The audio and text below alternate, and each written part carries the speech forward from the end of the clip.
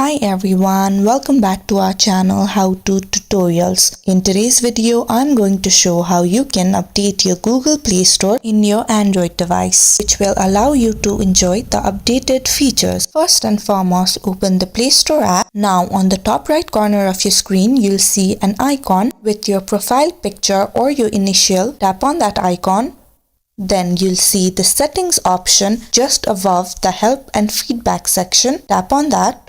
And you'll see options of General, Network Preferences, Authentication, Family and About. Tap on the drop-down menu of About, and if you scroll downwards, you'll see Play Store version of your device. In the blue highlighted form, you'll see Update Play Store, and if you tap on that, you'll be able to update your Play Store. As you can see, my Play Store is already up to date, but if your Google Play Store is not up to date on your device, you'll be able to update your Google Play Store. So if you found the video to be helpful, don't forget to like, share, subscribe and leave a comment down below.